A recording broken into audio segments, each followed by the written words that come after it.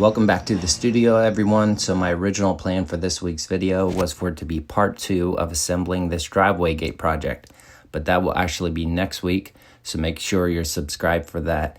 Instead, this week's video is on some custom power hammer dies that we are making. Here's a look at that die profile, and it's a top and bottom, so there's a recess in the bottom to receive a piece of flat or channel, and it'll get mounted over that. So this is a little bit more of a complex die than a lot of the past ones that we've made. And here, after Jared did all of the milling on the milling machine, I'm cleaning these up with a flap disc and then finally with some surface conditioning discs. These are by CGW Abrasives, and they're really nice for getting a really good clean polish on these dies. You don't want any dings or marks that are going to make their way into the final material that you're hammering with these, so it's really important to clean them up. Now, this little latch here is designed to keep this bar centered. So our starting stock is 3/4 of an inch thick by 1.5 inches wide. And I made this little flip down piece to hold that centered on the die so that you can pull the material through when it's hot and keep it centered at the start. And then once the material spreads sideways, you can flip it up and out of the way. This worked with some mixed results, as you'll see here in a minute. Anytime we're running a new die, there's always a bit of experimentation. Now this is the very first heat, and my idea here is to just hit with the top die and pull this gradually through using that guide to keep it centered and even in the die so that the material spreads evenly on both sides. Now, as it spreads, it can't go back through that guide, so I have to flip it out of the way.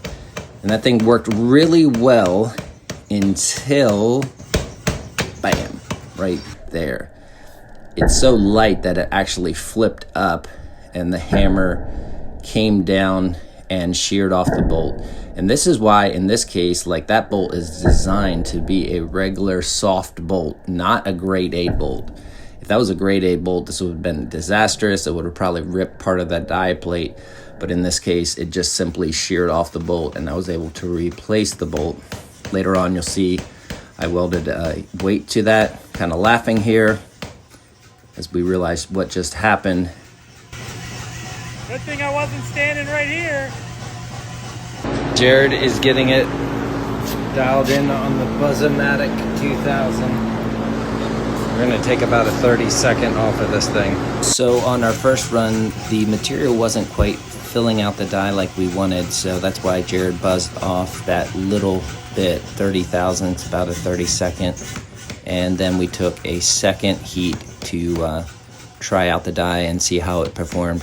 Now, the centering die that I used to start worked, but unfortunately, because we re-welded the dies, it was just slightly off center, so I wasn't able to use it on the second heat. Didn't realize that until I had the material hot, so I flipped it out of the way and just did this run completely without it. And by starting kind of soft and then going back really hard with the hammer, it worked really well. But this is die forging. There is a lot of work and design and development that goes into it. And a lot of testing, and then you have to learn how to run the material in the die. Some dies work a little bit better with single hits, some dies work better with a lot of soft blows, hard blows. You just have to see what process works best for the material that you're working. But this is a great die.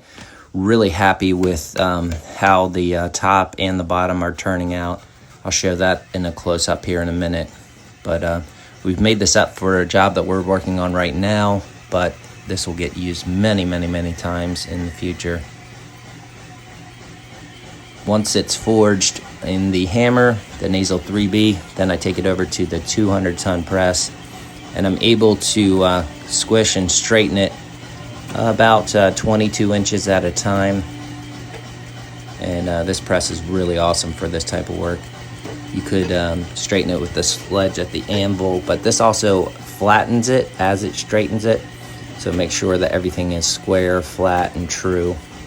This is just a beautiful machine for this type of work. When working long bars that are hot, you really have to have the right tools to work it effectively.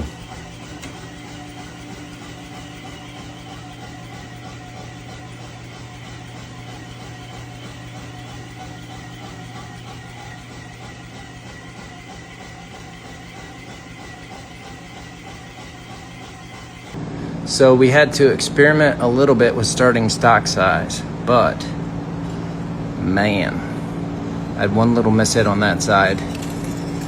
I am pretty stoked with that. We'll take it. And any 6-inch section can look good, but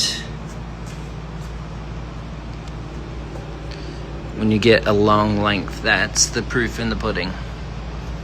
If you know anything about doing this. We will still do some minor fine tuning on this, but we're gonna call this a success for now on the initial workup of this die. As always, thank you for joining me on another video. Hope you will hit that subscribe button so you can catch the next one, which will be the second assembly on the driveway gate project that I mentioned in the beginning.